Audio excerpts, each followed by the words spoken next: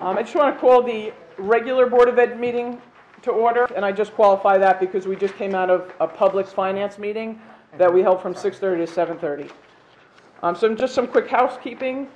In accordance with the requirements of the Open Public Meeting Act, Chapter 231, PL 1975 announcement, I wish to announce that the New Jersey Open Public Meeting Law was enacted to ensure the right of the public to have access, to have advance notice, and to attend the meetings of public bodies at which any business affecting their business, their interest is discussed or acted upon.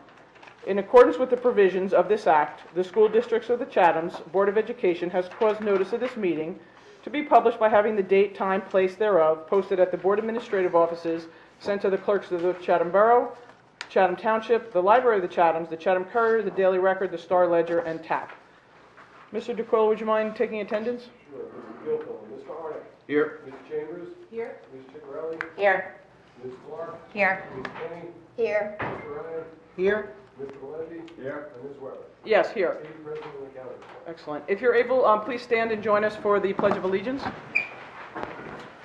I pledge allegiance to the flag of the United States of America and to the republic for which it stands, one nation, under God, indivisible, with liberty and justice for all.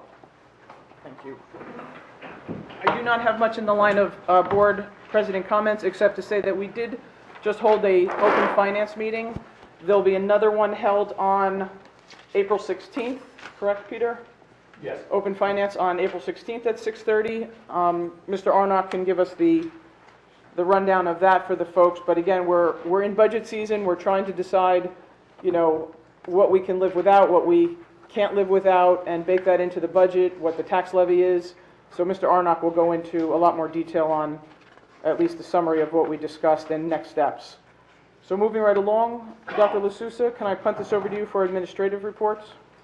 Sure, Thank you, Ms. Weber. 3 items from me. The first is that a little further on in the agenda under curriculum, we have the amendment to the school calendar according to the calendar that has been posted on the website, that the days to make up in the event we had unforgiving weather would be made up during the spring break, the previously scheduled spring break, so that appears on your agenda.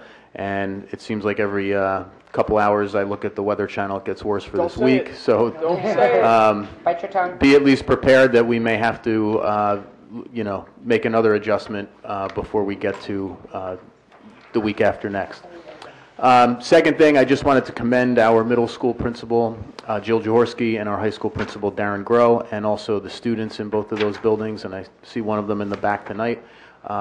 We had a very respectful and orderly and peaceful event on March 14th of last week, in which students engaged in a walkout to honor the victims of Parkland.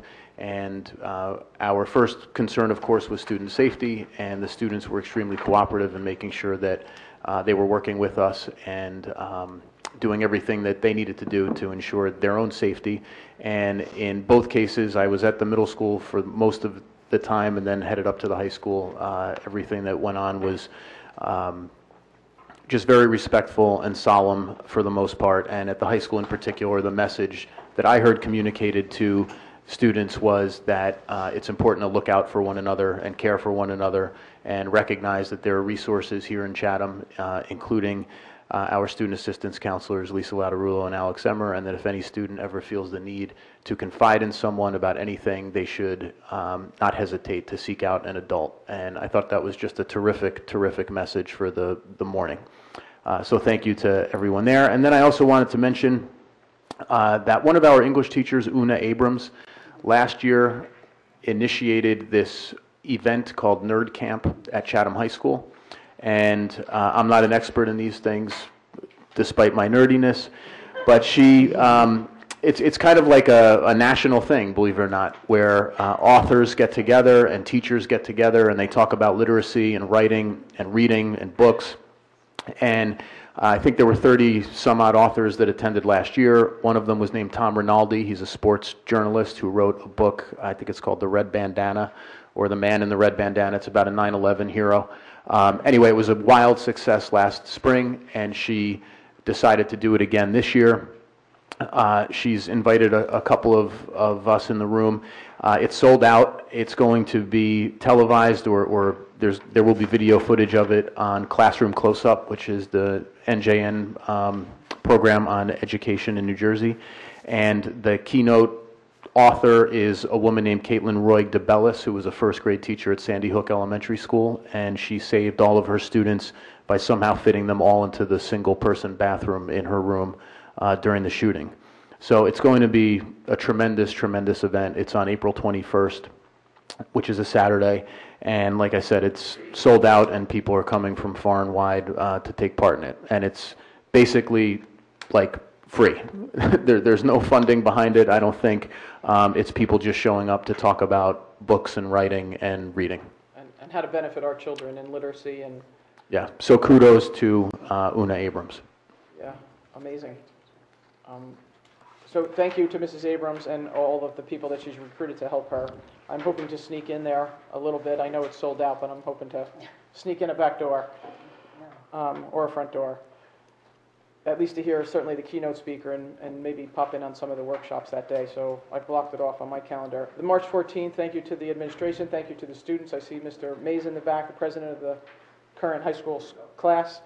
I understand they did a tremendous job, and I also like to say thank you to the parents who followed, for the most part, the protocol and didn't inundate the campus and let the students have their moment and let them run it as they see fit. And you know, it was much easier for the police and the administration to administer or allow them to have their moment since 600 other parents didn't join in on them. So thank you to the parents as well. And I hate to ask this question, Mike, on the calendar. If you did in fact jinx us again by just mentioning the snow day for Wednesday, would we have to convene again and change the calendar? Or no, it would just be we would have time to change it before spring break, which is the first week in April, because we're not meeting again until after that. Or can we just retroactively? I think you can do that retroactively, but you can also make note of it now, or when it comes up on the agenda, to say that, as stated, if we continue to have multiple snow events, the days will keep on being peeled off from spring break. And is that under curriculum? Yes. So, Ann, could we note that under curriculum? That we will continue to follow the calendar and work backwards for any loss of days. Okay. Does anybody else have any questions for Dr. LaSousa on any of those items? Okay, excellent. Thank you. Peter, moving on to Business Administrator's report. Sure. Actually, the construction took a little bit of hit from the disaster snowstorm of, what was that, March 6th, 7th, and 8th, so none of the contractors were able to work during those days, especially on the auditorium without any power. So that definitely put a snag. Do have to report, so we didn't have construction meetings that week. We are scheduled for our construction meeting Thursday coming up on the 22nd. The Milton contractor, as reported before, continues to make steady progress doing block work and plumbing and electrical work. At the middle school, the concrete slab has been poured and they are done with the steel, so they will start on block work and ultimately roof work. In the auditorium, the contractor is making steady progress, preparing walls, doing work on the stage, and getting ready for working on the ceiling and clouds and other items in painting. So that is making progress. Unfortunately, on the central office addition, we think the architects and engineers think they've ironed out a problem for the electrical pipes that are in the way. We will not move the electrical pipes. What we will do in simple terms is create a footing or support to a footing that looks like an H, so that the electrical pipes will be underneath kind of like a U and the footing will go above that. So we're just waiting now for a little bit better weather so the contractor can start digging and make that. So hopefully that will resume next week. Okay. Once the current snow is gone, and hopefully we just get about a half-inch of water on Wednesday. And that's my optimistic storm field report. And for the roof work, there was a meeting on March 12th with the roofing contractor, the roofing supplier, the architect, and the district. The roofing company is challenged with another week to finish the last bit of the items and conquer the one persistent one or two persistent leaks at the auditorium, even if they need to, their process of flooding the roof to find the leak will be done. And once that's done, the roofing company will do final inspections, and hopefully we can complete that project. Okay.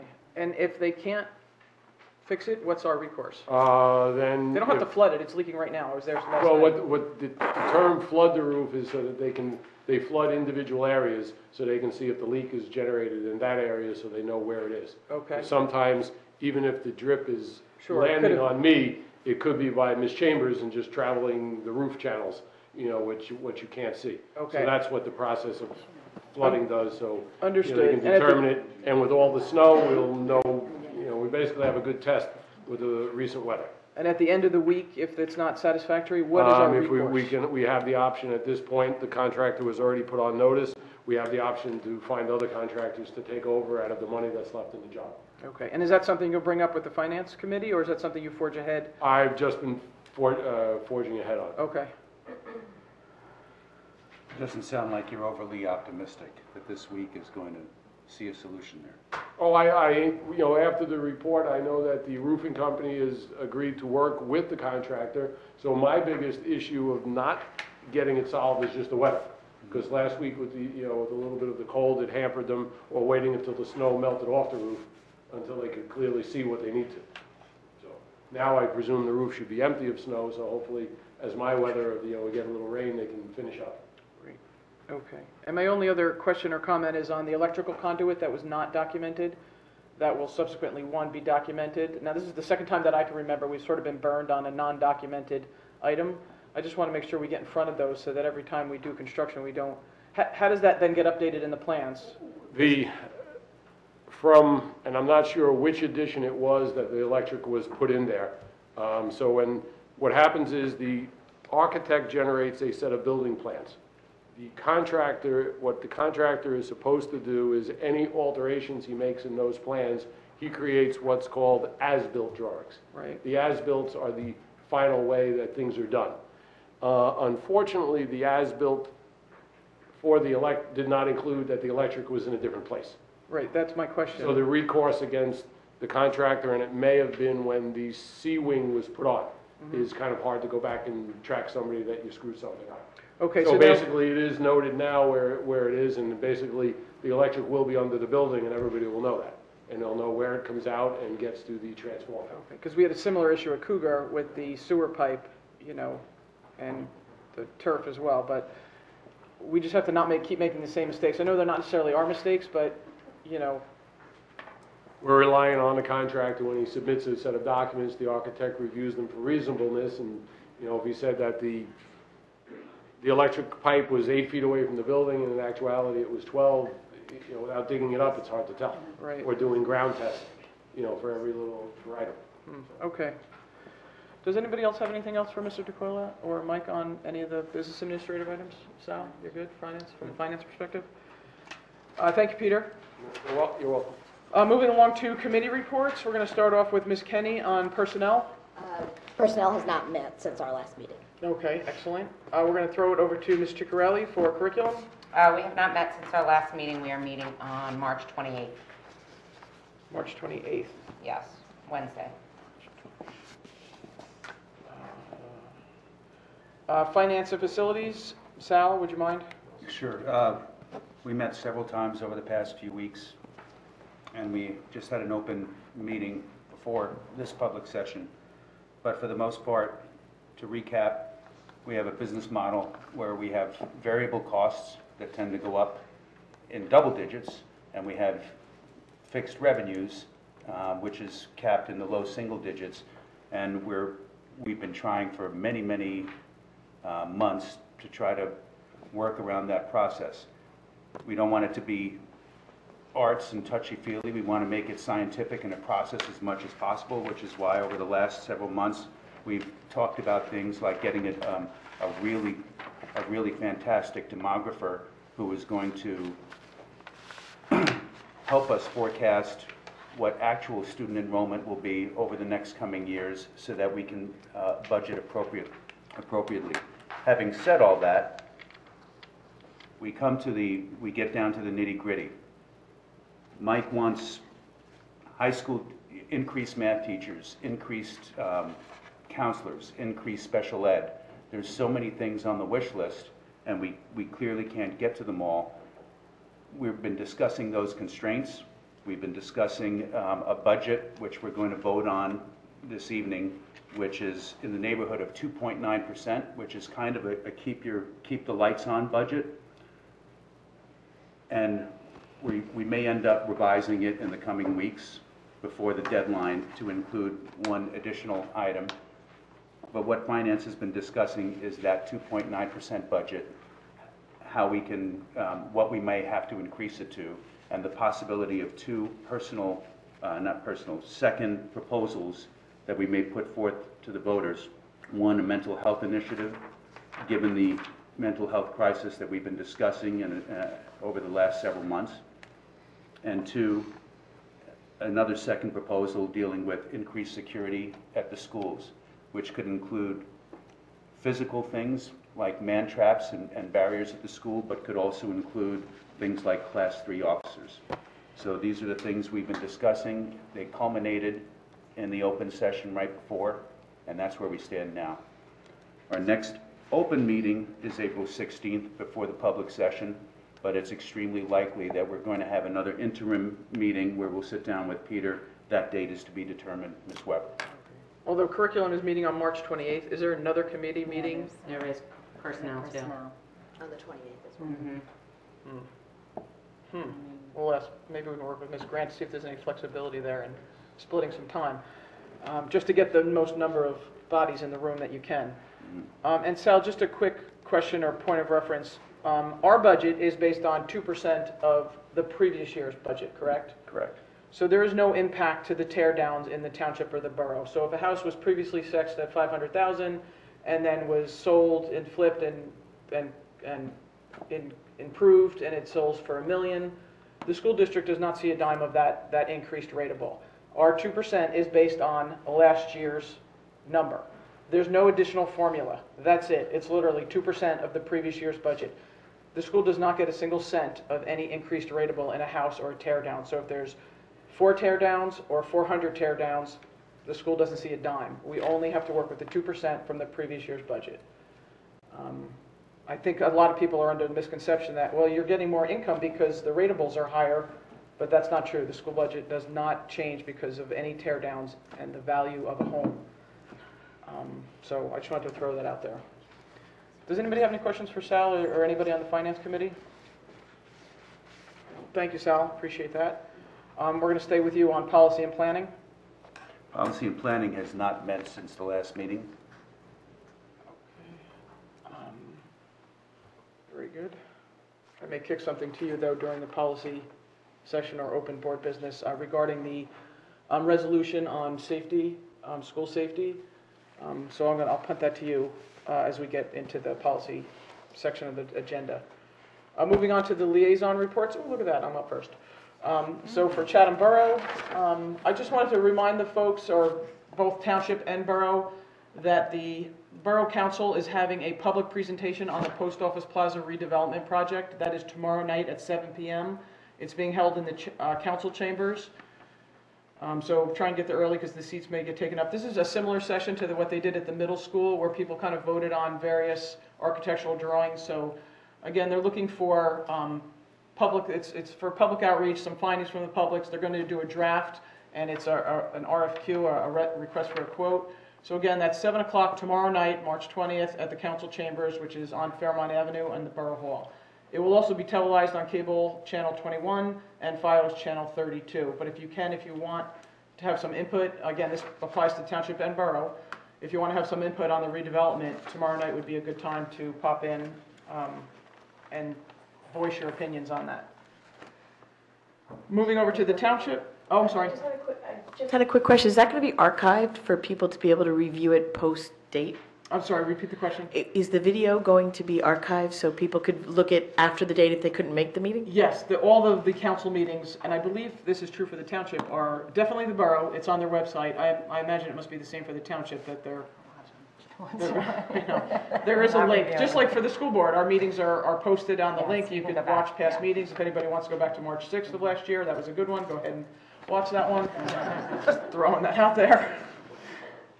So yes, it is, Mary. It will be, or you could TiVo it or DVR it.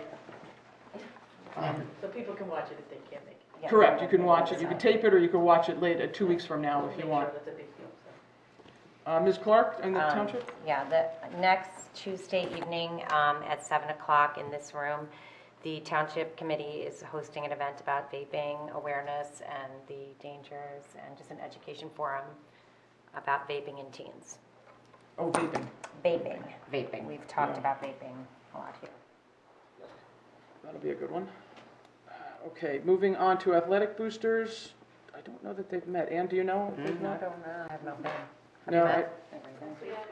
Were you there? no. They're all here. I know. When's the next meeting? Their whole board is here. We had one last week. Okay. Maybe you could report on that, if you wouldn't mind, April. If you could help us out, April, during the public commentary, that'd be great. Performing arts booster, Mr. Arno? Sure. Pardon me, we have Fiddler of the Roof this weekend. There's supposed to be a senior citizens dinner and a dress rehearsal on Wednesday evening. I think the weather plans may dictate whether that actually comes to pass, but that's going to take place Wednesday, Thursday, Friday. Saturday is Fiddler on the Roof. Wednesday at 5:30, Thursday at 6, Friday and Saturday at 7:30. The CHS cast, crew, pit members, and staff of the Fiddler on the Roof thank middle school principal Jill Jaworski and the CMS custodial and secretarial staff for being such wonderful hosts to them throughout the production process while the CHS auditorium is undergoing reservations. The spring performance season will begin Wednesday, April 18th. Please see the Performing Arts calendar on the district website for details. And the Performing Arts Boosters will have its next meeting Wednesday, April 11th at 7 p.m. in the Lafayette Lounge. Excellent, thank you. I love Fiddler. I'm going to the Thursday night show if anybody wants to join me. Moving on to Education Foundation, Ms. Yes, Penny? I'd like to remind everyone that on Friday, April 20th, the Casino Royale will be taking place as a fundraiser for CEF. It'll be held at Fairmount Country Club. And tickets can be purchased at chathamedfoundation.org. And there will be drinks, hors d'oeuvres, casino games, and a silent auction. Excellent. That's a great time. And I think there's an early bird special running until the 26th, where you get extra chips to gamble with, and it's a fantastic fundraiser, and it's a tremendous amount of fun. And if you've ever wanted to learn how to play craps, this is a great way to do it in a safe, comfortable environment with 500 of your closest friends. Moving on to Chatham Rec. Oh, Mr. Gilfillan is not here, and I don't have a report. I know they met the other night, but I think the only topic was tennis courts at the time. But I'll ask Matt to follow up on that and report back at the next meeting. PTO District Cabinet, and Mike? This Friday. Thank you. This Friday. this Friday, excellent. Ann, could you just mention a little bit about the PTO fundraiser at the high school this past week, Oh, yes. and how much money they raised? Yeah, so we had, Friday night was the fashion show, the high school fashion show for the seniors, and it was unbelievable. They did such a great job. They had to juggle some dates, change some times due to the snow, and it took a lot of manpower to get it underway. It was amazing. And the initial numbers are that they raised $75,000, which is pretty incredible. It was really awesome. The kids did great. They had a great time, and it was super fun. Yeah, Thank you. yeah, it was awesome. It was great, and it must be hundreds of volunteers that helped pull that together, whether they were there on stage or behind the scenes or baking. It's literally hundreds of parents volunteering to make that happen. The class president, the current senior class president, did a skit on the Olivia Newton-John Let's Get Physical. So he's always in a suit when he comes here, but if you want to watch the video, you can see Mr. Mays in a Olivia Newton-John skit. So that was worth the price of admission alone. I agree with that. I agree wholeheartedly with that assessment. So thank you, Mr. Mays, for participating in that and your whole class. I would like to make any other questions for any of the liaisons? No, good. Great. Moving right along, I would like to make a motion to move the minutes for the March 5th public session and executive session, and also the March 12th public session and executive session. And because Mr. Valenti is so good at keeping track of who's where when, I'm not even going to ask. Go ahead, Peter. I'm waiting for a I second. second. On March 5th, Ms. Ciccarelli was absent, and on March 12th, Ms. Chambers and Mr. Valenti were absent. So if you want to do one vote and cast them that way, I will definitely record, or I'll just do two votes to make it easy. The March 5th minutes, public and executive. Mr. Arnott. Yes. Ms. Chambers. Yes. Ms. Ciccarelli. Abstain. Ms. Clark. Yes. Ms. Kenny. Yes. Mr. Ryan. Yes. Mr. Valenti. Yes. And Ms. Weber. Yes. Passed 701. The March 12th minutes. Mr. Arnott. Yes. Ms. Chambers. Abstain. Ms. Ciccarelli. Yes. Ms. Clark. Yes. Ms. Kenny. Yes. Mr. Ryan. Yes. Mr. Valenti. I'll abstain, Peter. And Ms. Weber. Yes. Those passed 602. Excellent. Thank you, Peter, for helping us out with that. That can get awful complicated sometimes. So we have our first opportunity for public commentary. We have quite a few folks in the room, so if you wouldn't mind, just first, typically state your name, where you're from, if you could sign in. If it starts to form a line, if we could maybe keep it to 3 minutes. Mrs. Clark is going to help me with some of the timing on that. If the queue starts to stack up, maybe we can put the sign-in sheet on the podium so that folks can sign in before they actually get up to speak. So if you wouldn't mind, and again, there's a second opportunity at the end of the meeting for another public commentary if this particular one doesn't suit your fancy. Thanks. Again, just so everybody has a chance, if we can keep our comments, to a reasonable time frame, about 3 minutes or so. Do you hear me, Mr. Mays? Reasonable time frame? I know you love a good microphone, but who doesn't? But in this instance, you may have to summarize a bit and keep it within the... I can paraphrase. Okay. I won't be that long. I'm Carol Del Sandro, 15 Ehlers Drive in Chatham. I'm here on behalf of the Chatham Athletic Boosters. We did meet last week, and we just wanted to come and just remind everyone of what we do and who we are. Currently now we have about $70,000 in annual revenue. We support 30 sports. We've supported 492 athletes in the spring, 465 in the fall, and 460 in the past winter. With a student body of about 1,273, 37 to 39% of our students participate in a sport per season. So, which is fantastic because just to piggyback off the mental health, I'm sure everyone would agree that sports is, like any other club, just really does support students. So while we're here, mainly is just let you know that we're struggling a bit. We're supporting about $45,000 a year in coaching fees, which of course we want to do because we want to support the new sports. We want to support the freshman team, and but that does take up, as you can tell, more than half of our budget. We do give $5 per student per athlete for team stipends for the teams to use as they wish, and we also support the senior flowers for senior night, fan buses, which we had a lot this year, so that was great, and we do offer 3 scholarships. We have lowered them down to $1,500 each. They used to be $2,500, but the board felt. So what I guess we're basically asking is if the board, and I know you just had a finance meeting, this may not be the most appropriate time.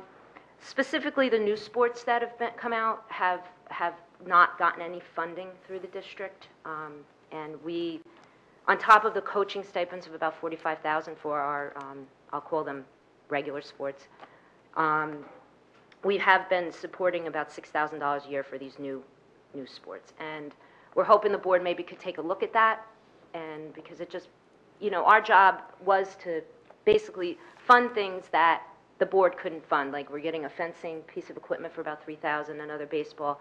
So we want to continue to do all of that. So I think that was all we wanted to say. But so thanks. Thank you, Carol. Thank you. My name is Mary Ann Sermio. This is the first time I've been here, but I've lived in the school system for 15 years. I am a substitute teacher for 14 years in your school system. And I want to tell you what a wonderful staff you have. And my background says I have a right to say this. I was a math teacher in Woolton, New Jersey for 33 years. And, of course, I take over some of the classes, but I assist some of the teachers. And I listen to them in the teacher's lounge. professionally and socially, you've got the best people around. You have a fantastic group of teachers. They are so hardworking, and they are so positively affected with your students. I am proud to even be a little part of that now. And also I want you to know, because I'm going to talk about what I understand, I just came in at the end, and Mr. Ryan had spoken about the suicide group. I want you to know that I have worked with very special students. I was never a special ed teacher. I was always straight math, but I worked for 7, almost 8 years for Bergen County Special Service Public Schools. I was the only math teacher at a detention center and a drug rehab. I have had murderers, rapists, minor crime students. I've had everything over the spectrum, and I know how they are not connected. And a whole group of mine were connected. I found out, didn't want to know, I found out that they were in gangs in the city, but they happened to commit crimes in Bergen County. That's what happens when kids don't get connected in a positive way. They look for connections, and you know the stories of the inner city. So many of the crimes that were committed in Bergen County were committed by students who were from the city. I've had students say to me, I wish I didn't have to go back to the city. I knew what they meant. So, what do I want you to do? I want you to do something for our students that's going to cost you no money. I'll say that again, zip, okay? I don't believe in reinventing the wheel. When people would say to me, how did you come up with that process or whatever, I used to say, I steal from the best. You know, I go to meetings, I talk to teachers at conferences. I want you to steal from the best. I want you to talk to somebody, some people from Sandy Hook. Sandy Hook Promise is a group that you might know about, a program. And I heard one of the women speak when President Trump had that, I want to hear what people are saying. She was so impressive. She only spoke for about a minute, but she was a parent who lost a child who was 6 years old at Sandy Hook. And she's part of a program, the Sandy Hook Promise. They're willing to do so much. They have been doing so much in these 5 whatever years. I understand, but I could be wrong that there's 100 school systems who are using part of their things, part of their programs. Anyway, you can go on the internet, and I'm going to give you a chore. I said, no, it's not going to cost you anything. I want you all to go on the internet and look under Sandy Hook Promise. There was a lot there. I've copied just the Start with Hello program, just a little bit about it. And I want to tell you what words here stuck with me. Part of it is trained students. I mean, no, we're used to training teachers, administrators, and everybody to help the kids. Part of it's training students. This is supposed to reduce social isolation and build positive connections. And connections was the word that she said that just got me. That's what they need. That's what they need from a very young age. And we're talking about a very young age. They identify, intervene, and help kids at risk. They want to protect children, of course, prevent gun violence. But they want to work with those who feel they're left out, they're lonely, they're treated like they're invisible. I've heard kids say that. Kids who have no friends, who quietly suffer through each day. I know they exist in our schools. You tell me about how many kids are even contemplating suicide. I didn't know until today that the word plan was actually used.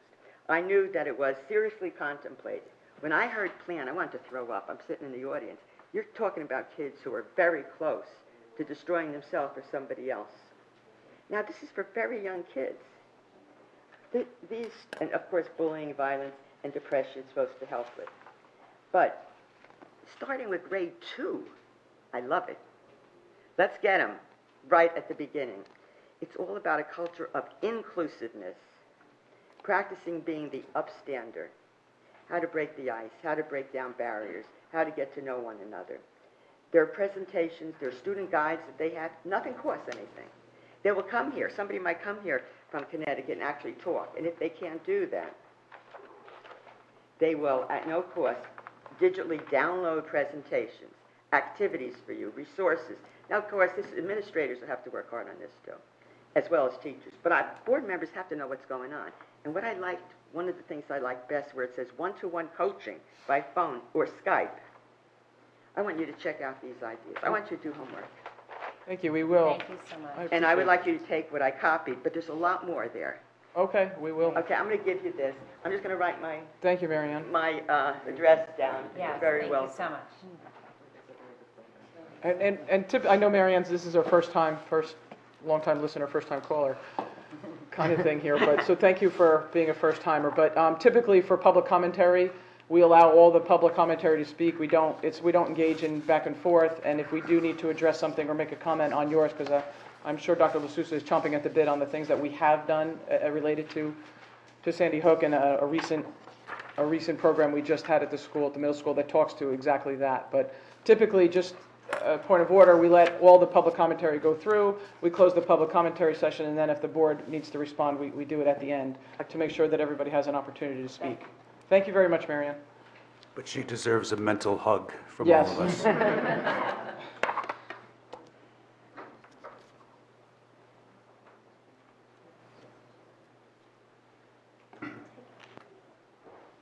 Hi there, I'm Sally Allen from 12 Old Farm Road, Chatham Township.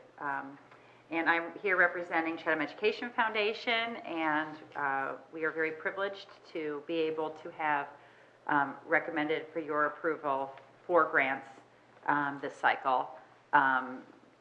3 are actually STEM-related grants and 1 literacy grant. So I'll briefly recap what the grants are and present you with the check for $19,417.06. And hopefully you will accept that. Thank you again to the Chatham Education Foundation.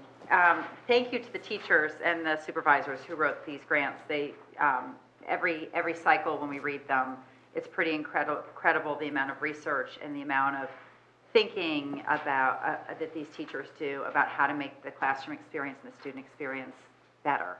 And so it's helping make good teachers great, and really improving the life for all of our students. So the first grant that is up for approval is a literacy grant for Chatham High School called We Need Diverse Books for $2,499. And it's creating a library within a language arts classroom. CHS has, over the past few years, implemented an independent reading part that's built into the English program in every grade. And so this allows students to get really just right books and engaging books for many students who just really don't like to read. So, as well as students who do, but finding those just right books for them. The second grant is for a large format printer, which will support tech and design, both the classrooms and the robotics club and the computer science club, and will, rather than taping 8.5 by 11 sheets of paper together, they will be able to print the technical designs and collaborative designs with the large format printer that will be in the classroom. I think right now there's 1 or 2 in the library. The third one is a collaborative idea board, which will be at Chatham Middle School, and these are whiteboards that are standing on both sides, and they're whiteboards on both sides, and they're movable, so that the kids in tech and design can use them to collaborate, brainstorm, write down their plans for whatever the class is, for whatever the project is that they're working on. And then the last one is also a STEM tool, which are called Pasco probes, and they're used for data gathering at CMS in the science department, and it helps gather the data so that students can spend their time better analyzing the data, and gives them valuable insight into what they're doing. So for Mike, for you, I guess. And one last plug. Thank you for funding Casino Night.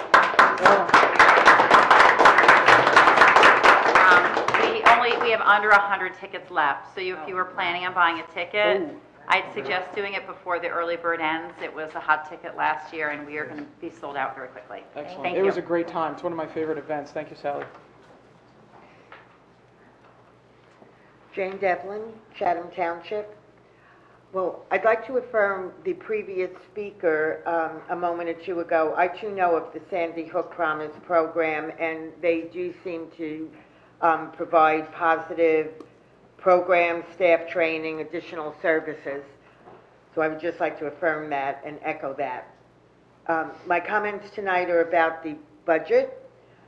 If you do incorporate the psychologist in the base budget and then do a separate proposal for additional mental health staff, please be very clear when you do your budget presentations to the community and the PTO, et cetera, as to the different purposes and benefits of different type of clinicians. It's not a one-size-fits-all, and I would hate to think a separate question or a separate proposal would get voted down because folks might say, well, gee, you already put it in the budget, now why are you asking for even more mental health professionals through a second proposal? So I'm just sort of saying if there could be clarity. Also, I would assume the board learned from the past as to the citizens' preferences, which is to break up the questions, and even within the two proposals, mental health and security, if possible, break up the items we are voting yea or nay about. So, for example, someone may want one part of a security proposal, but not another aspect of it. Thank you. Thank you, Jane.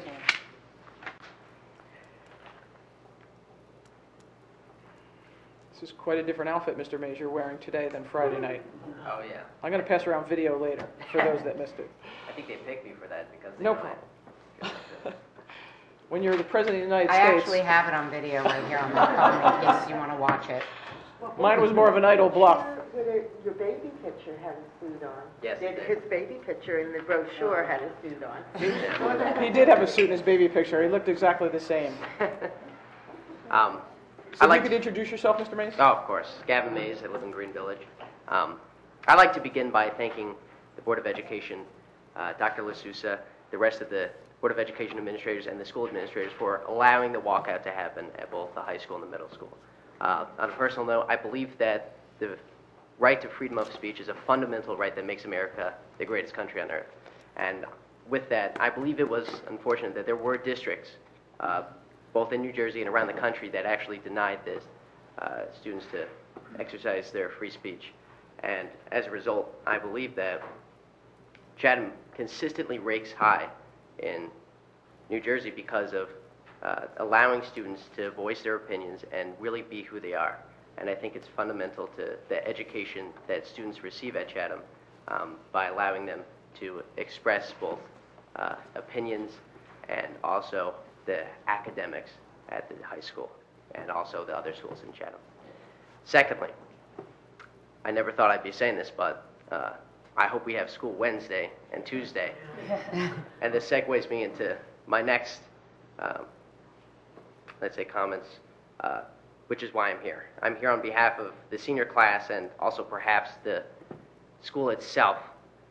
Because of recent events with the snowstorms, it appears that Thursday and Friday of our spring break are gone.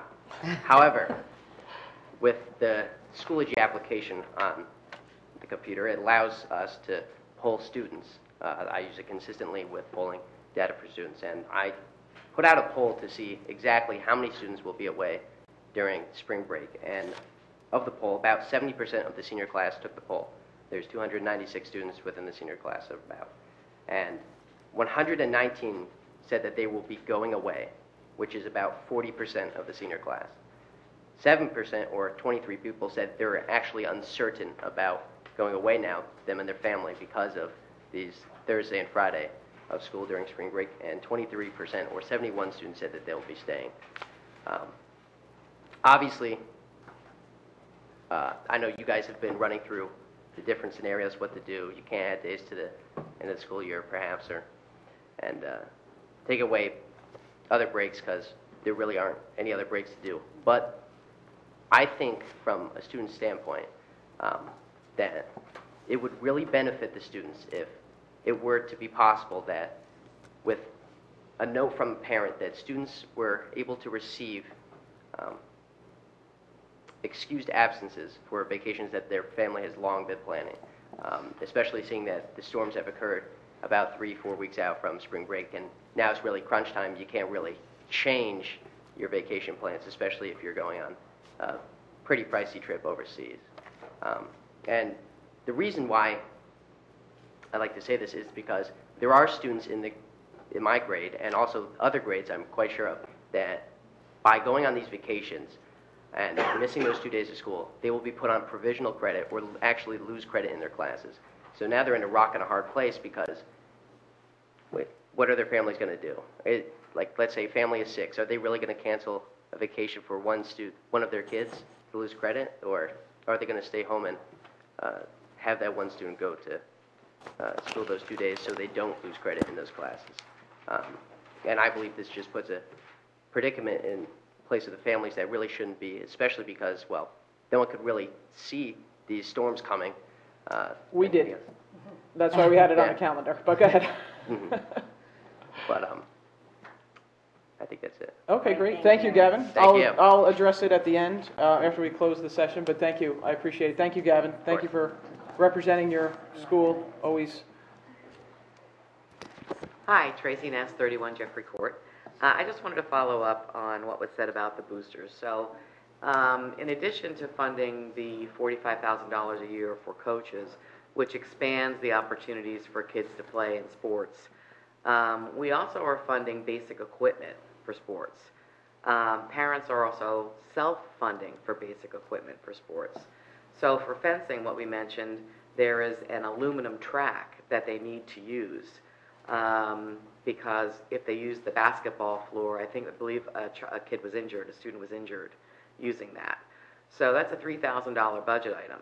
The parents had self-funded a $3,000 budget item, which is integral to actually making the sport happen, and now we're going to fund the other $3,000 for the other piece. We've also purchased a $6,000 basketball machine after the other one I was going to say crapped out, but that doesn't really sound right. After the other one stopped working.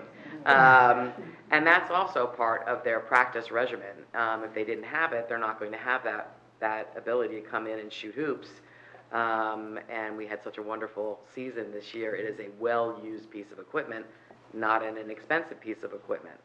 We've also funded tackling dummies for football. That's integral to the sport. So at some point in time, we would love to be able to sit down and figure out how we can work with you guys, given the fact that we only raise $70,000 a year, although we try very hard to raise more. We try the best that we can to do that. But we want to be able to fund sports like girls ice hockey, like the success that we've had with the paddle program, with so many kids joining on. These are I'm going to call them non-traditional sports, or sports that are enhancing and giving more children the chance to play and have different opportunities than your traditional sports. So it's not just funding the $45,000 in coaches and those stipends that allows for increased participation. It's that we're actually funding equipment that is necessary to the sport. And at some point, we are at the law of diminishing returns right now. We've had to cut back on costs. Okay, I'm at 1 minute. And we fully recognize the importance and all the stuff that you guys do, and you can't jam it all into one budget. But I'm hoping that we can come up with some sort of solution so that we are able to go forward and continue to fund sports that are completely unfunded, but are up-and-coming sports that are those sports that are being a lot of students are responding to. Second thing is March comes in like a lion all the time. Now, we're always surprised by the fact that we're getting snow in March. However, this is not a new phenomenon. And we also discuss within our booster meetings, how do we get on the fields? In the past, we have offered to partially fund clearing the fields. We've worked with the Chatham Athletic Foundation to get onto LUM. LUM is now really past the point of no return because they need to have it returfed. So the high school students can't practice on Haas or Cougar. I don't know what the solution is, but we face it every March, and we're willing to help. So now we're going to have another snowstorm. No, we're not going to have another snowstorm. But what solution do we have? I mean, I can't imagine that we have turf fields and no ability with all of these schools around us, Drew, Fairleigh Dickinson, Summit, Madison, everybody's got all these turf fields, and there has to be some sort of equipment or some sort of service that can come in and clear the snow. because we don't have the funds available. Some have asked us to book time at ISP. That's another cost, or book time somewhere else privately. We just don't have time to do that, and our students aren't able to get on the fields to compete. So I'm wondering if there's any plan or any service that we can avail ourselves of. How much would that cost, so that our kids can actually get on the field and practice? Thank you. Thank you, Your Tracy. sign-in sheet went missing. Isn't it on the podium? No. Maybe Jane took it on you. Maybe someone pick up their papers. Oh, there it is. Thank you, Tracy. Any additional public commentary? No? So we're going to close the first public commentary, and there's another one at the end, but if I just make a couple of brief comments, and if any board member wants to do the same. We cannot say that enough that we cannot operate without the Performing Arts Boosters, the Athletic Boosters, or the Chatham Education Foundation. I don't know if any of you were here for part of the finance meeting. We literally can't even fund some mental health professionals in the budget. So we're just going to have to keep working, Tracy, and just try and figure it out. I'm not going to address the turf right now and avoid any warranties that we have. It's a brand new turf. It's $500,000. We can't afford to tear it up. We're just going to have to wait for the sun this year and come up with something for years to follow. But Marianne, just a comment. Everything you said is phenomenal. We do have programs in place, either through CEF grants or Municipal Alliance, bringing in speakers. We recently had a speaker from a gentleman who lost his son about the first month into his 8th grade year, simply because he was bullied relentlessly, but then one culminating act really was the tipping point for him. And this gentleman did 2 presentations, one for the parents in the evening and a completely different one for the middle schoolers. And the message to the middle schoolers was exactly what you said, that the middle schoolers and children even lower than that, and the high schoolers, they are empowered to make a difference. They can be upstanders. They can speak out. They can stop the bullying. They can befriend and connect with the words that you use, connect with a student that's struggling. So we do offer programs. We do have speakers come in. I know Dr. LaSouza has, talked to many, unfortunately, parents that have lost children in Sandy Hook and gone to some presentations. So our current mental health professionals, our Municipal Alliance, our counselors are always bringing in speakers along those lines, more now than ever in the past. So thank you for bringing that up. We will continue to add programs. We cannot stress the importance of that angle of mental health, and just keep speaking about it. Empower the children that they can stand up, they can make a difference, they can speak up for a student who's struggling. Jane, thank you. Mr. Mays, I just have to make a comment. You said that some students are concerned about receiving provisional credit. The part that he failed to mention is you have to have previously been out 18 times to then start the provisional credit. So it's not the 2 days that he mentioned that are in spring break. And unfortunately, this was totally foreseen, which is why it's on the calendar. Unfortunately, anytime we exceed our snow days, which we bake in for, we just have to take it off spring break. Some people said, well, let's not do Good Friday. Well, one, that's infringing on other people's vacations. Or it's also a very solemn religious holiday for Catholics. So some are saying, let's do Saturdays. Well, we have a lot of students and parents and teachers that work on Saturdays. So there's no great solution, which is why we think about it a year or 2 in advance. What we have talked about is possibly baking in additional days, additional snow days, instead of 4, maybe 6. If 6 isn't going to do it, well, maybe 5. So I think Sal is going to take that back in the policy committee and make some suggestions. So we're going to stay the course. I didn't want any parent thinking, oh my God, if we miss 2 days, we're only going to receive provisional credit. It's only if you've already missed essentially 3 weeks of school before that. Can I just add to that real quick, too? I know there were a lot of parents that had made some comments about why can't we add days to the end of the school year. What people need to understand is it is not legal for our children to go to school past graduation. High school. And high school graduation. And our high school graduations are at Menon Arena. They are booked a minimum of 18 months in advance. They cannot be changed, and those students cannot go to school after graduation. So there really is no other option. So I know, a lot of people think they have all the answers, and trust me, Mike, I'm sure, has been banging his head against a wall for weeks. It's not as simple as everybody thinks, and this is really, truly the only option. So people can choose to do what they want to do, but this is what's going to happen.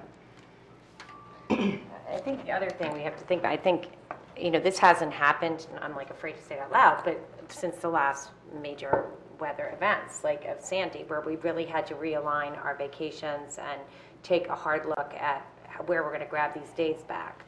And I think even last year we had, I don't remember, I feel like we were under and we got days back at the end of the year before. So it's a balancing act. We've had long Memorial Day weekends where we're adding, days on either side, where we're giving the snow days back. It just so happens that this is an unforeseen circumstance.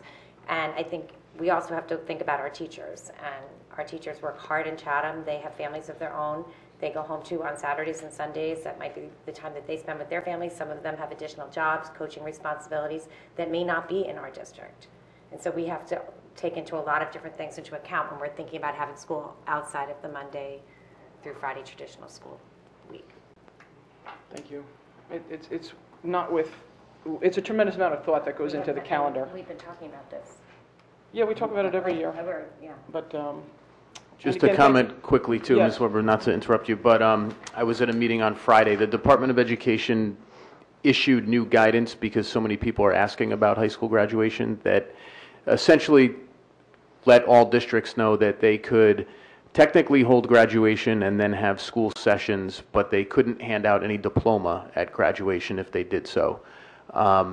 So most of the superintendents that have a high school in their district want no part of that for a variety of reasons. And then, of course, you've got project graduation or some similar event that most districts put on. So if you, even if you could rebook that somehow, then the kids would be on your watch for project graduation or one of those kinds of events, which is not something that would be ideal. I have spoken with Mr. Groh already, Mr. Mays, about students who may be in provisional credit status. 16 is the number, I think, where we start, a process. We're not going, these will be handled in a case-by-case manner, and we're not going to fail any kid out of Chatham High School because their family made vacation plans months, or years ahead of time. But if a student has been absent 17 times, and then they're absent another 2 times next week, and then they're absent 4 more times after next week, then that doesn't bode well. So we will be reasonable. No one wants to penalize anyone for having plans with their family, but we don't have great options in terms of how to recapture school days. but And then then will be penalized, correct? no one will be penalized, but it will be a case-by-case basis. Sure. If a student's been absent 40 times, we would expect them to be in school. But there'll be no major tests or projects due on those 2 days. Right. Our staff is expected to engage in instruction and do work, and the students should be responsible for making up whatever work they miss. Right, we wouldn't put some high-stakes assessment on the calendar for Thursday of next week. And then I just, agree completely with Tracy and the rest of the Athletic Booster Club. They fund so many things that you wouldn't expect a booster club to fund, and that wouldn't be funded by a booster club in other districts. And we can't, we don't have great options there either. Right? The theme of the night is expenses that rise beyond the revenue stream. And I know I was just looking in terms of putting the presentation earlier tonight together. We had, I think, 999 students at Chatham High School in 2008-09. And we're going to have more than 1,300 next year. So you've got a 30% plus increase in students in a 10-year period. That affects all kinds of things. I know I spoke with Mr. Groh again today. We don't have the English teacher, math teacher, social studies teacher that he requested as part of this budget. And we are at our max, what we have traditionally called our max class sizes, 24, 25 kids in all those subject areas, and class sizes will go up next year. That's happening at the high school. We don't have enough revenue right now to cover all of the expenses that we want to cover. So it's Tracy's spot on, and it would be good to have the conversation to try to find alternative ways to address some of these needs that we have. Okay, excellent. Dr. LaSousa, did you want to comment on any of the other items? I'm familiar with Sandy Hook Promise. We have another community member that has emailed you and me a bunch of times about Sandy Hook Promise. I've seen someone, a parent who lost a child, speak, and it's beyond moving and difficult to process. So we will continue to look further into these kinds of programs to address these issues that we have and student safety at large. And we have the teacher from Sandy Hook coming in on April 21st, Yes. the one that saved 15 of her first graders. Any additional comments? Okay, very good. We have a fairly light agenda, so we'll circle around to the second public commentary. We're going to move on to the action items, starting with personnel. Ms. Kenny, would you mind? Yes, I would like to move action items A1 to A8 on the main agenda with adjustments on A5 and A9 in the addendum. Second. And the addendum's enormous, isn't it? Thanks a lot, Beth. I'd just like to mention on the addendum, we have a resignation for the purpose of retirement. That's from Julie Patterson.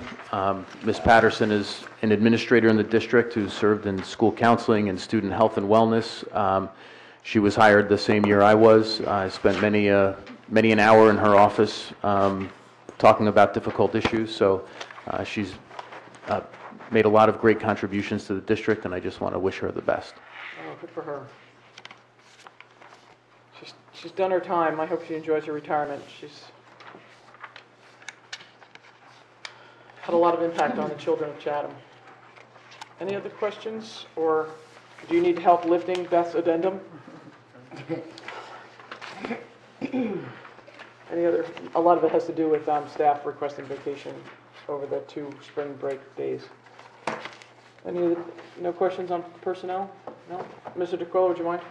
Sure. Agenda items A1 through A8 and the addendum of A5 replacing the original resolution, and agenda item A9. Mr. Ryan? Yes. Ms. Chambers? Yes. Ms. Ciccarelli? Yes. Ms. Clark? Yes.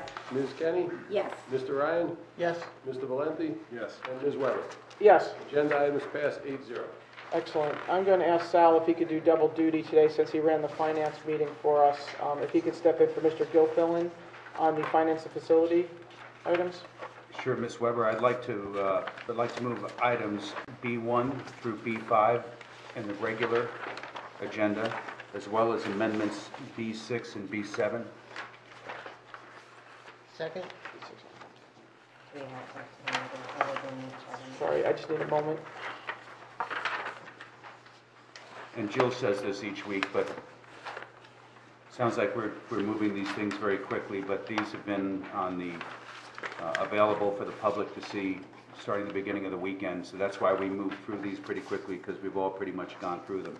B1 through 5, biggest one obviously is the budget that we discussed in the open meeting, as well as the amendments in 6 and 7. And they're posted by Friday afternoon for the public, usually before 4, if you want to get a jump on it. Does anybody have any questions for anybody on the Finance Committee, or Peter or Mike? You guys are the Finance Committee. No? Seeing none? Peter, would you mind? Sure. Agenda items B1 through B5 and addendum items 6 and 7. Mr. Harnick? Yes. Ms. Chambers? Yes. Ms. Ciccarelli? Yes. Ms. Clark? Yes. Ms. Kenny? Yes. Mr. Ryan? Yes. Mr. Valenti? Yes. And Ms. Weber? Yes. Agenda items pass 8-0. Excellent. Moving on to curriculum, Ms. Ciccarelli, would you mind? I'd like to move agenda items C1 through C4 on the regular agenda. Just to note on number 3, which is the addition of the addition of the makeup dates for the school calendar. Obviously, just keep your eyes on the weather and pray that nothing's happening on Wednesday. But we'll obviously just have to keep pulling back from that spring break if in fact that happens. I second that, Peter. I second the motion. And the prayer. And the prayer. I second the prayer as well. But we will have to take the Wednesday from spring break if that's the case. Michelle said, let's just open our doors so it counts and whoever can make it. Come if you make it. can. It's like an open house.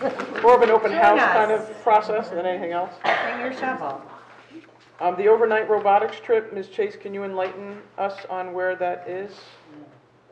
We do not normally discuss locations. Oh, right, I knew that. Good reminder. That was just a test. You passed. Thank you. Well, good luck to them. Wherever they may be going. Wherever they may be going. Sticking on. Good luck. I hope they're not going Wednesday. Any additional questions for Ms. Chase or Ann or anybody else regarding curriculum items? Not location of the field trip? Nope, seeing none. Peter, would you mind? Sure, agenda items C1 through C4. Mr. Arnott? Yes. Ms. Chambers? Yes. Ms. Chicarelli? Yes. Ms. Clark? Yes. Ms. Kenny? Yes. Mr. Ryan? Yes. Mr. Valenti? Yes. And Ms. Weber? Yes. Agenda items passed 8-0. Excellent. We have no items, no policy to move at this time. We are going to roll right into board business. If I could just take a moment to discuss a policy item, and Sal, you're the chair of policy. So I know you had been talking about a resolution or some type of proclamation or some type of common document coming from the board regarding gun safety, school safety, our students and staff safety. So I did receive a copy of the borough's proclamation. Our borough clerk, Ms. Klein, sent it to me. It was in my envelope tonight, which I'd like to pass over to you to maybe help craft it. She has these beautiful lime green cards. We don't have cards like this. Do you have cards like this? No. No, I don't. We don't have cards, actually. Okay, no cards. But again, this is the borough Or proclamation. offices, even though people. Yeah, we don't even get a chair. Right. So if I could hand this over to you, Sal, and maybe you're going to continue to working through some language, or some statement, or whatever you deem is appropriate. So if I can pass it over to you. I don't know when policy's meeting again. Here's a lovely green card. Thank you, Mrs. Weber. So I don't know. I commend the borough on actually stepping up, and I read this, I think they posted it in the paper. Yes. So I appreciate this, I thank you, and I commend the borough for taking a united stance. It's important. Excellent, thank you. Does anybody else have any additional board business that they would like to? No.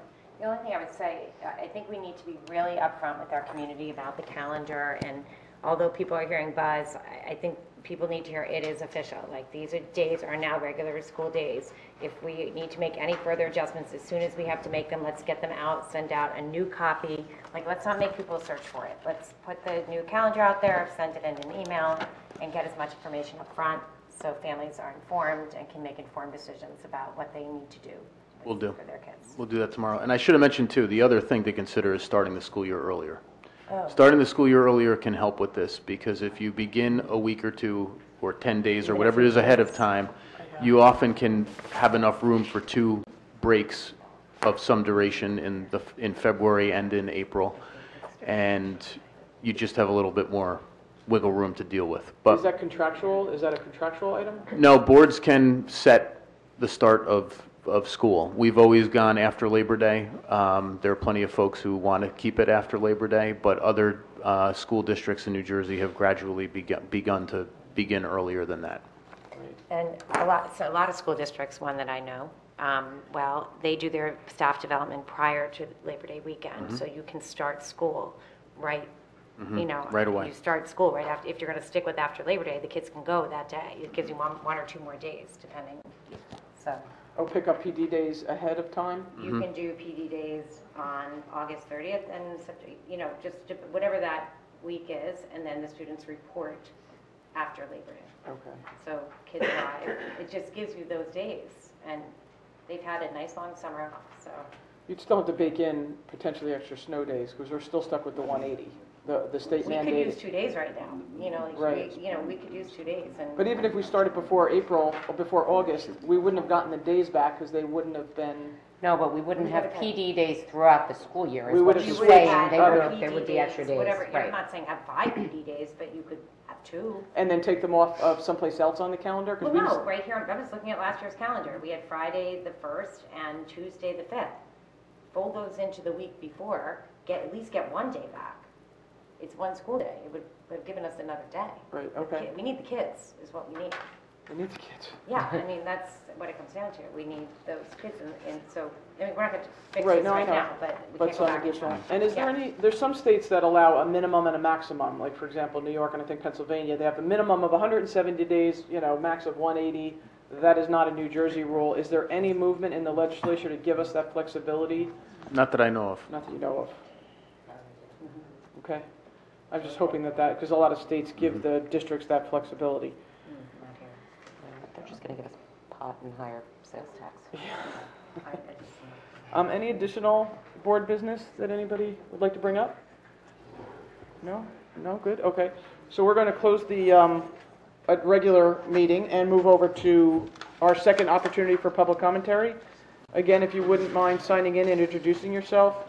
While people are queuing up there, I just want to remind the board we do have a very brief executive session to talk about a student matter, very, very brief. No additional public commentary? Mr. Heap?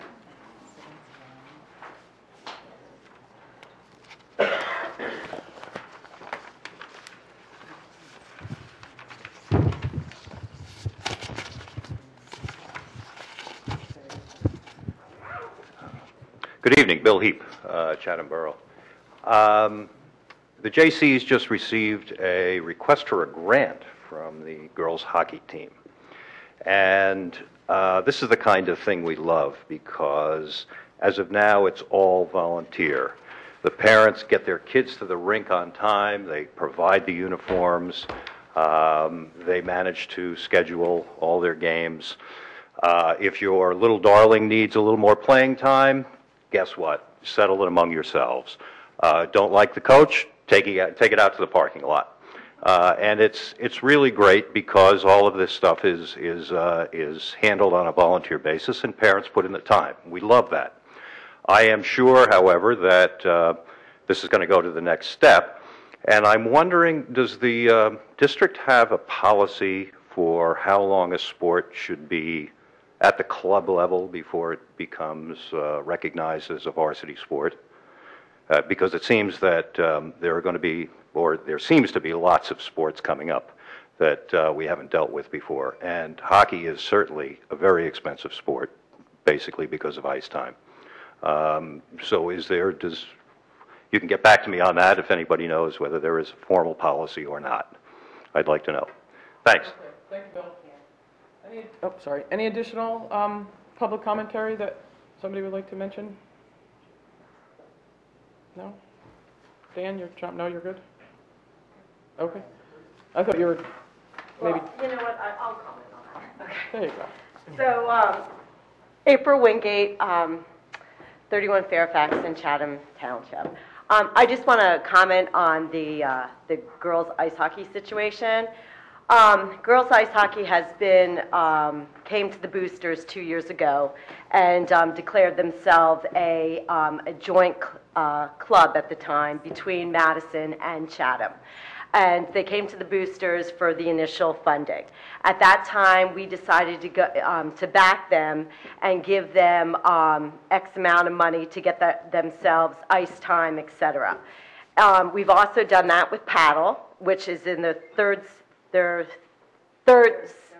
I think it's the third year this year, and as well as sailing, which is in the third year as well. When the boosters go ahead and provide funding for sport, it's our hope and our understanding that with the increased participation every year, it's then taken over by the school board. So all three of these sports have it. In a recent board meeting with the boosters, we made an exceptions to our bylaws. Typically, if we are giving funds to a specific sport, regardless if they're funded or not funded, we do not allow them to fundraise on their own or go to outside sources for additional funding.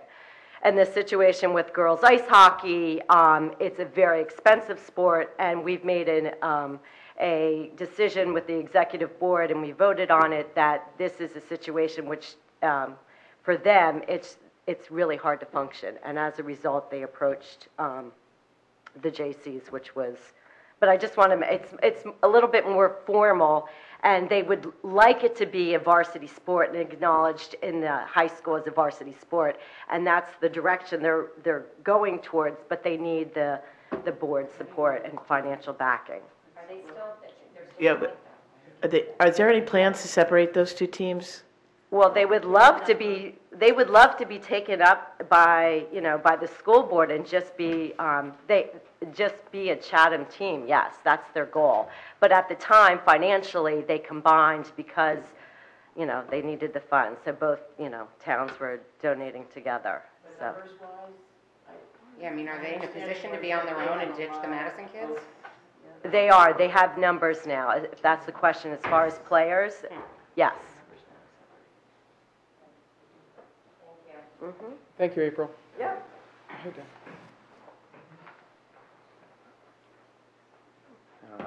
Hello, Dan Marino, 49 Wickham Way in the township. I wasn't really going to comment on anything, but I just want to clarify a couple things about sailing.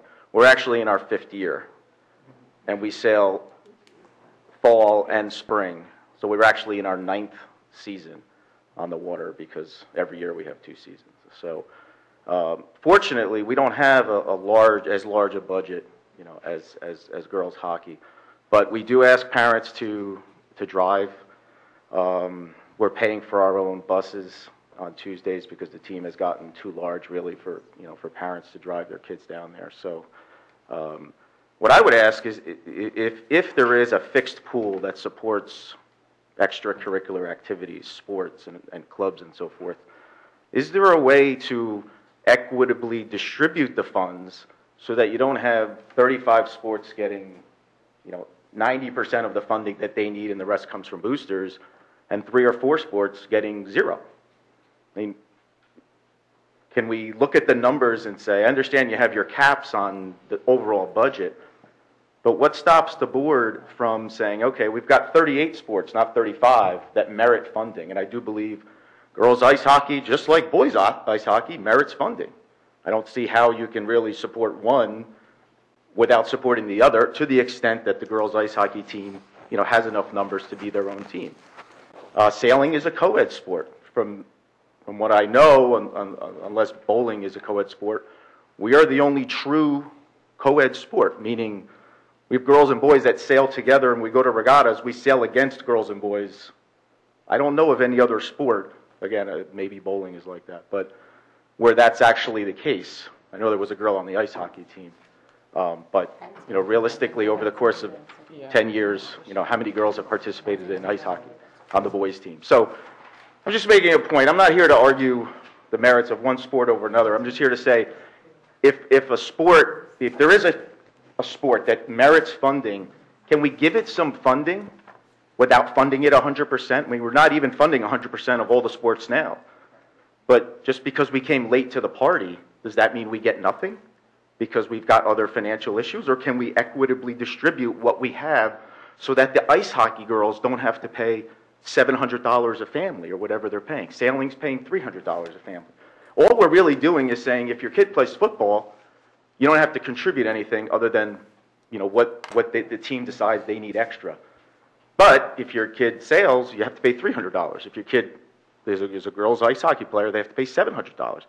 Can we make it a little bit more equitable so that the girls' ice hockey team doesn't have to pay $700 per person, and they get some funding from the board? Maybe it's not 100%, but maybe it's something. We've asked for something for 4 years. And luckily, our budget is relatively small, but at the end of the day, I do think, we're a sport like any other sport. We have competitions. We've gone to San Diego. We've taken girls out to San Diego for national girls' competitions. I mean, we're every bit of sport as any other sport in terms of what a sport gives to a kid. So I've talked to Bill Librera about this, and I know his hands are somewhat tied as well. I would say, can we just equitably take the money that you have and give it to some of these other sports that have shown longevity, have participation, and quite honestly just deserve some financial support from the district?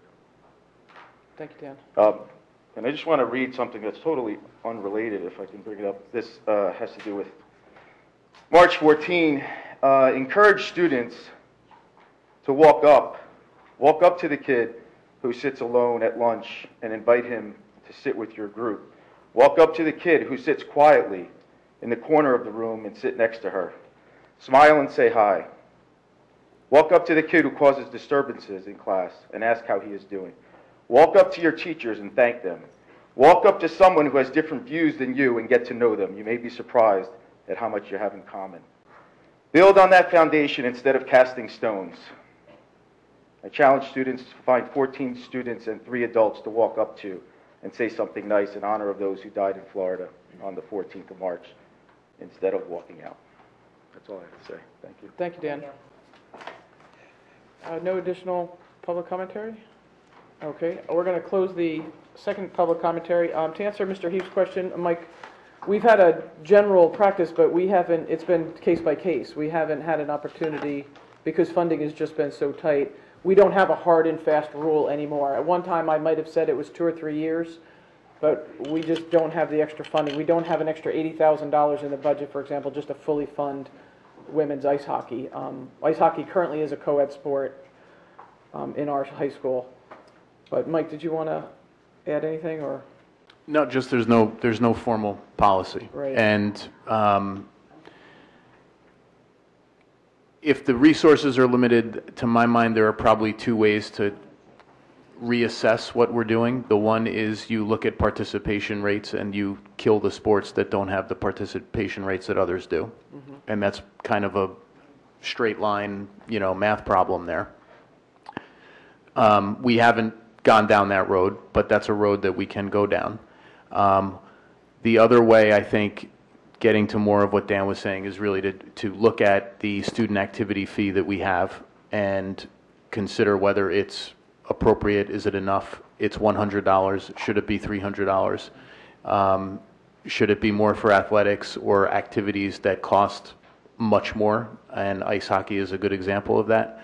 But then obviously it's finding a different revenue stream, and then you can distribute it in a different sort of way. So these are all conversations that we haven't had, in depth going into this budget, proposal, but we can begin to have those if you want to. Mike, real quick, can you survey some of our neighboring towns, Millburn, Short Hills, Berkeley Heights, Morristown, Morris Plains, Mendham? What are their activity fees that you speak of, and what do they include?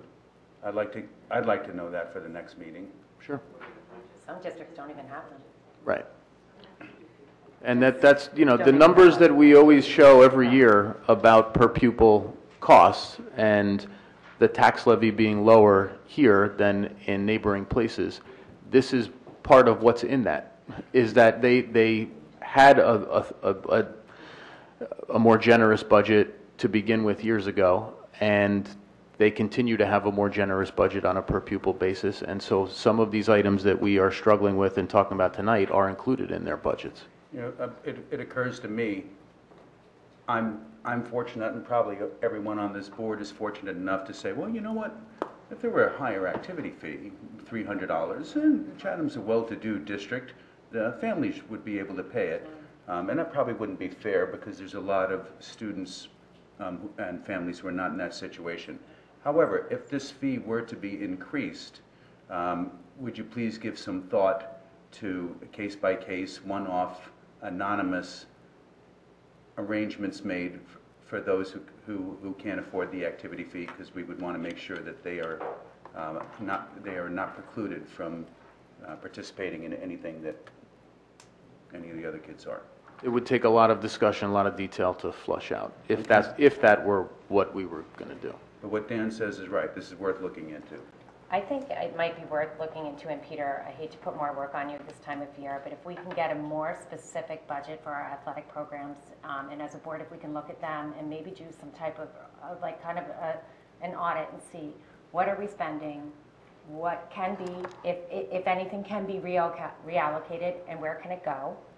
And we do look at these numbers, but we look at them more on a line, not necessarily exactly what's bundled in that line. And sometimes participation rates might change. Sometimes they increase dramatically. Sometimes they go down. Sometimes we may have budgeted something in that year for equipment or something that's already there. And maybe there is a need, it's something that we need to put in where we can look at it. But I think, I'm not sure the same number each, budget cycle is necessarily what needs to be. So this is obviously a greater discussion that has to happen, but I think it's something that we need to do. I think Bill was doing that when Kim Cronin. He has that. Yeah. He So said it on a let's- few yeah, meetings so with that detail. I would like Right. to see it. Yeah. Yeah, we have that detail available. I just want to Mike's point, that chart where it showed that Chatham was at the 15,000 and there was, many schools in the 16,000 range, another boatload in the 17,000 range. This is the point where I'm saying I'm not always that proud that we're that lowest number because this is the cost. If we just had $16,000 per student, we would literally have $4.2 million of extra money in our budget. So being the lowest and the cheapest, this is where it bites us. If we had an extra $4.2 million, we could fund those programs. We could fund more of the security. We could fund the psychologist. So always being the cheapest and saying, oh, we're at this bottom, we're lower than the lowest, I just don't find that to be a success factor. No, we're going to have increased class sizes. We're going to have increased class sizes. We're saying, no, sorry, Tracy, sorry, I closed it. You could talk to me privately, but if I open it to you, I got to open it to the whole crowd. So again, that's why it disturbs me to say, oh, look, we're the lowest number, because I think that just means we're not investing, we're not accommodating our student body, we're not necessarily touching the safety items, we're not getting the mental health. And if I have to hear for another year, for the 7th year in a row, that we are not getting the teachers what they want, it is just so disheartening for you to say again. I know you didn't say the word again, but what I heard was the high school asked for an additional English teacher, and we, again, for the 6th year said, no, we can't afford it. So at some point, being the lowest number, I'm not that proud of that. So if anybody else has any additional comments, one extra $1,000 per pupil, we'd be at $4.2 million extra. We wouldn't be having any of these conversations.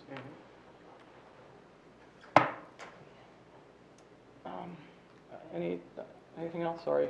No, I mean, that sounds great, and it's a rallying cry. But when it comes down to budget, at the end of the day, as you know better than I, you've been here for so long. That hurts. You're so old. No. It's a math problem.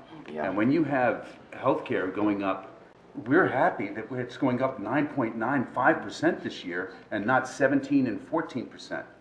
So, this is something that every district is dealing with in the state of New Jersey. It's a freight train that's coming, and we're trying to manage it. So the rallying cry you make is valid. We want to get behind it.